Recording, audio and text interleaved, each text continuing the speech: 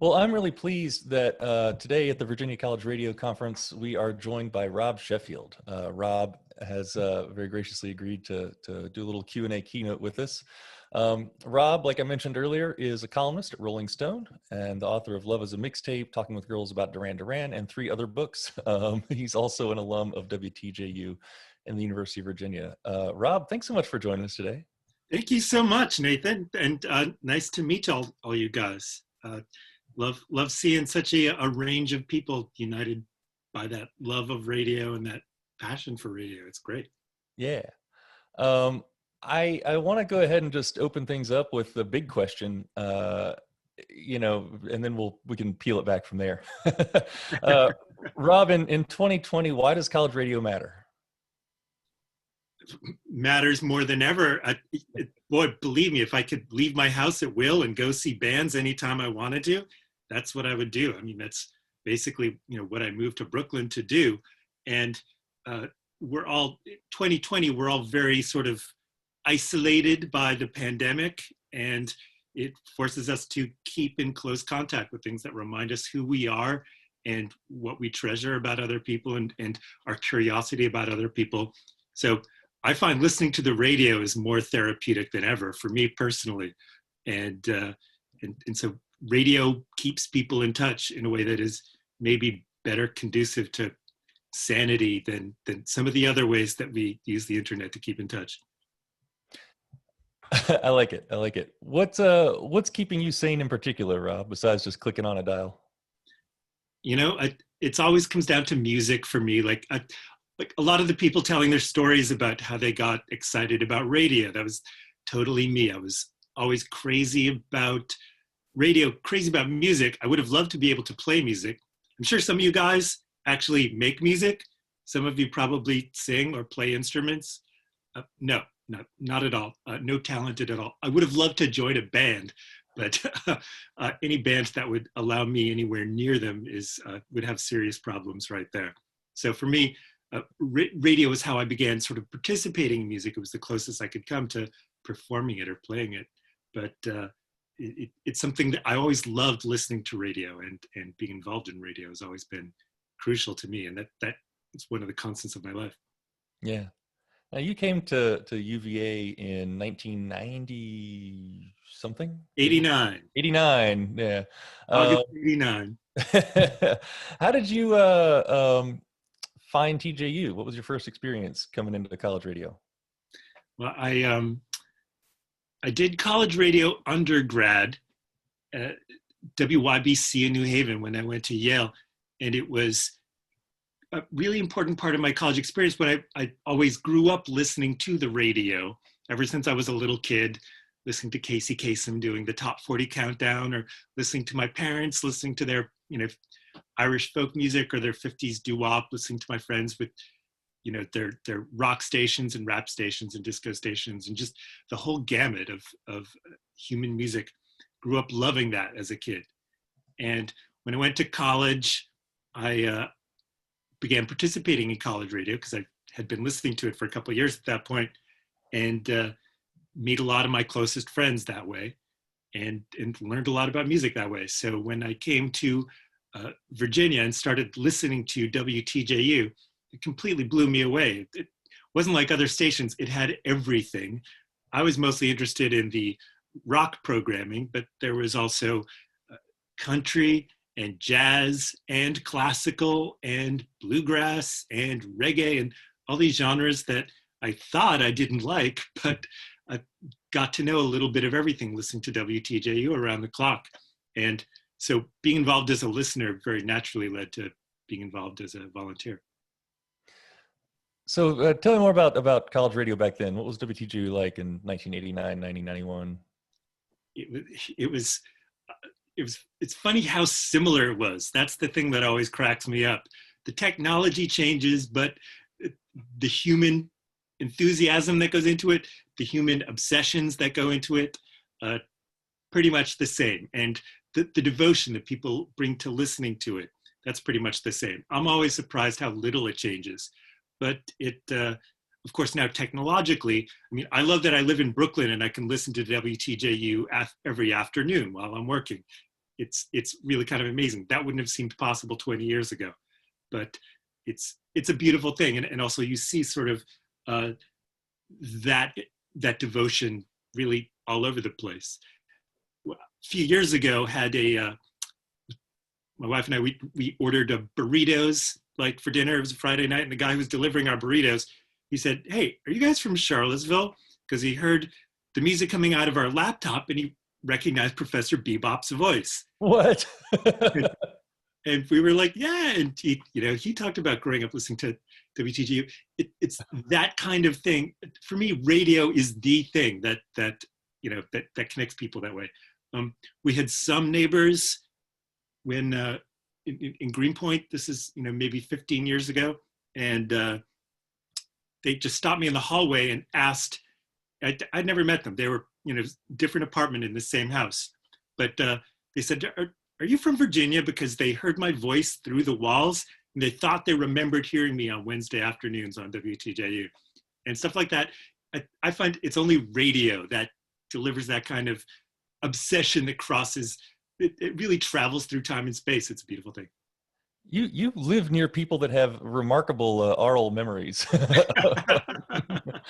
But it is really cool, though, how I find radio and audio, they really do affect the affective part of our brains. That part that's connected to feeling and kind of deep memory, way more than visuals.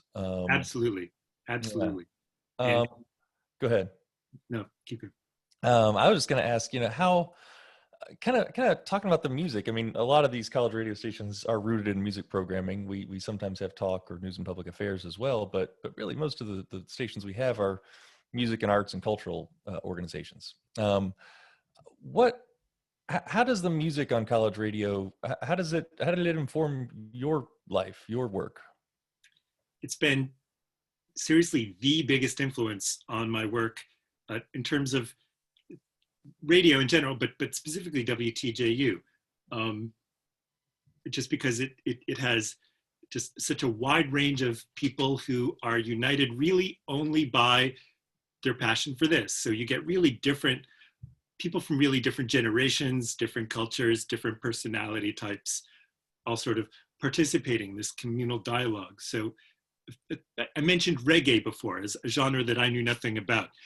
I was doing a Friday afternoon show from 12 to 2, and after that was the reggae show. So I got to know the first half hour of the reggae show just because when I was filing my records, they were vinyl records, and you filed them alphabetically at the end of your show. It was a pretty common ritual back then. And just got used to hearing the beginning of the reggae show, then would go on to listen to the reggae show, and ultimately became a reggae fan just from that experience. And listening to lots of shows of music that I officially thought I didn't like. When I moved to Charlottesville, I casually thought of bluegrass as barely even counting as music. It just sounded sort of alien to me. And a couple of years of living in Charlottesville, listening to WTJU, loved bluegrass. I still listen to bluegrass. So, I'm walking through the streets of Brooklyn with bluegrass in my headphones. That's the sort of effect that radio has on you. I love that the rock columnist at Rolling Stone is listening to bluegrass walking through Brooklyn. That's good. I mean, so you've been working as a music writer for decades now. I mean, the world that you sort of entered into this field has changed a lot. Where does music and radio kind of go from here with the change in technology? Well, there's a lot of challenges that, Jennifer was mentioning at the hard work of moving a station from one location. You mentioned like just having done that, a year and a half ago. Challenges like those, they don't change. That's part of the eternal hassle of doing business as radio. But the potential for sharing music with a wide range of people, it's more important than ever. I mentioned 2020 and the pandemic and the isolating effects, but I find I'm listening to radio as opposed to other music delivery systems much more than usual this year, partly because I love the idea that I know at least one person is on the other end of that radio signal playing the song. They picked out the song, they care about the song, And, I will walk through with, God help me, with my Walkman, my old school Walkman, and just, spinning the radio dial on it. That's what I did all day yesterday. It was a sunny day in Brooklyn. And I just took this thing, this actual Walkman, and I just, walked for a few miles, just spinning the dial, seeing what was on the radio, staying for a bit of this, a bit of that. And it keeps us feeling connected to the world at a time when we need it. I'm getting this sense, in a way, I mean, if I could sort of paraphrase a little bit, that value of human curation, that value of like a person on the other side, and you're connecting with an actual person rather than algorithm. Is that the crux of what we're talking about? Absolutely. Curation is absolutely the key. That I know that whatever I'm hearing on the other end of it, I'm hearing because some human individual out there has this kind of sick enthusiasm for that music. And we are bombarded these days with random selections or algorithms, as you mentioned. A lot of my friends are really into streaming music. It doesn't do anything for me. It creeps me out that they're sort of running the data and saying like, well, you like this, so we probably like this, and you probably brush your teeth this many times a day, and you're probably wearing this color socks. It really creeps me out. That's not really what I go to music for. So we're bombarded with infinite selections for algorithmic curation. The human element is what brings us to radio, and that's irreducible. And I should take this point here. We've got another 8 or 10 minutes here of talking with you, Rob. If folks have questions for Rob, please drop them in the chat.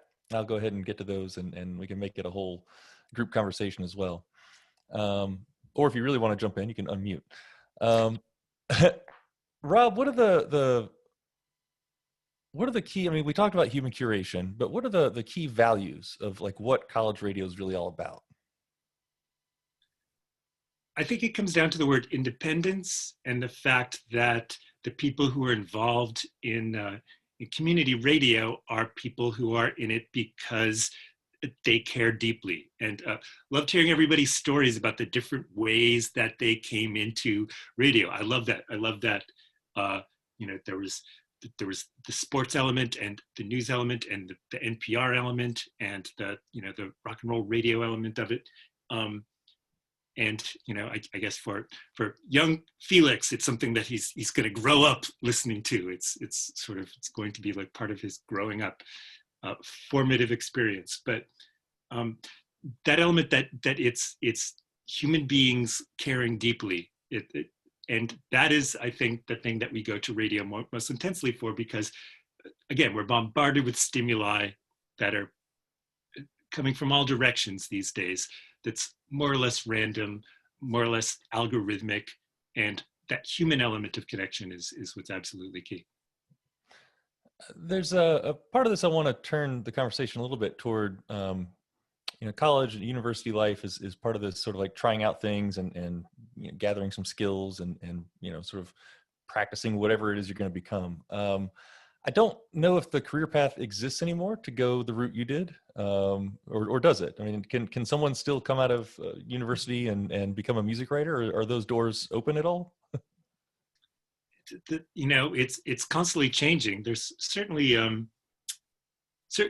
more people writing about music now than there were certainly when I began in the 80s or even in the 90s when music was booming and radio was booming and music publications were booming and print media in general was booming. Everything was booming in the 90s. There's more people doing it now. There's more ways to do it. There's more ways to get your ideas out there. There's more to get your opinions out there. There are more sort of self-sustaining communities of people who just, they write and read about, this niche of music or that niche of music. They can find all the other people who are into it. So, I grew up before the internet. If you were into, say, an example would be Depeche Mode, okay? In the 80s, grew up, I was the only kid in my town who was into Depeche Mode. And I knew that for a fact. And that was kind of normal if you were growing up in the 80s and you were into Depeche Mode. You could be the only kid that you knew who was into Depeche Mode. And you hoped that maybe somewhere out there in the wider world, there were other kids who were into that same kind of thing. Well, obviously now, if you're into Depeche Mode, you have no trouble finding everybody else in the world who's into the thing you're into.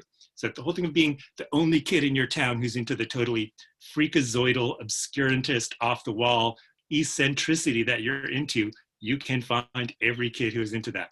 And to me, radio is a big part of that. But in general, the world has made it easier for people with obsessions like that to find each other.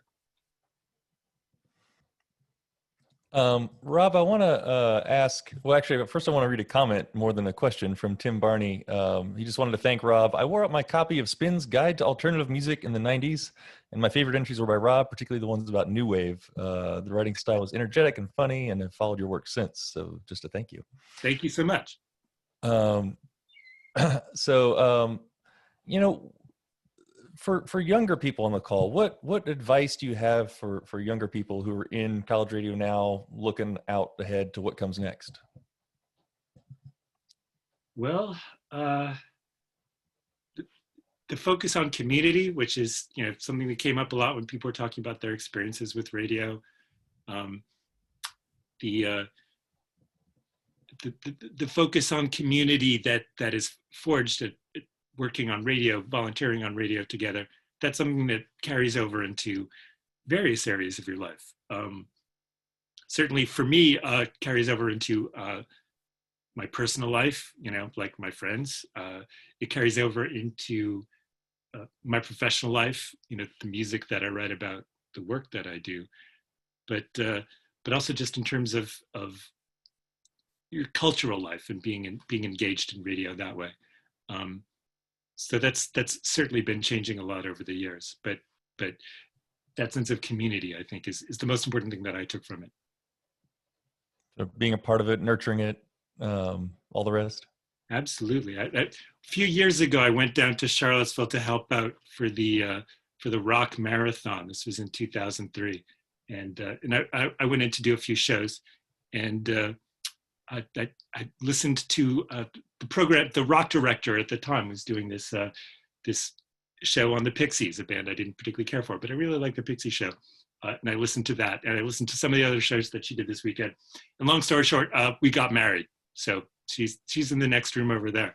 But the fact that, you know, like I met her because we were both DJing at the Rock Marathon is, that's, to me, that's like a huge sort of like, in a nutshell, metaphor for the way that volunteering something like radio, the role that it plays in your life, you know, like you find like-minded people who care about the same things you care about, and you learn a lot about people that way. I do anyway. And it's a solid dating service from what I hear. Tell me, so this is, you know, in our last few minutes here, and we've got another comment just from Dave saying he was a huge Beastie Boys fan since the 80s and have loved every article or review that you wrote about him. So thanks for those. Wanted to also just say, or I guess kind of close with a real big open-ended question. You know, we've got really multiple crises in America and the world right now, all kind of layered on top of each other. There's the pandemic, there's racial justice, crisis of racial injustice. There's a political crisis of democracy, all at once. How should college radio help make the world better? Wow. I know, right? It's tiring of small talk. Anything moves to big talk. I think that's really a question for all of us. It's not a question that I'm qualified to have an answer to, but my sense of how to my mind anyway, one of the most important ways that college radio makes the world better is just keeping people in touch with each other, in touch with other humans, without going through algorithms or hashtags or the other sort of artificial internet connectors that we use in order to sort of stimulate outrage and paranoia about each other. Something that I really value about radio communities is that communication between people, and that's something that college radio can foster in a way that I think is extraordinarily precious for the reasons that you pointed out. Just really in terms of keeping people in touch with each other. And Rob, we have a question that's probably a good one to close on, to sort of respect your time and keep the conference on its path. But how can students best prepare, and this is from Jennifer, how can students best prepare and navigate a career in entertainment writing today? The traditional options have really aren't just traditional anymore. Now we've got all kind of digital options, and actually finding a way to make a living doing some of this is tough. How do we guide students on a path that'll help them do what they want to do? Well, it depends on what kind of involvement they want to have with whatever cultural stuff that they're into. Something I find is that it's harder than ever to get the spotlight, to get center stage. It used to be that there were like 6 or 7 publications about music, 3 or 4 about movies, a couple about sports. There were very small number of publications that you could write for. Then every town had its alt weekly or its official mainstream newspaper or whatever.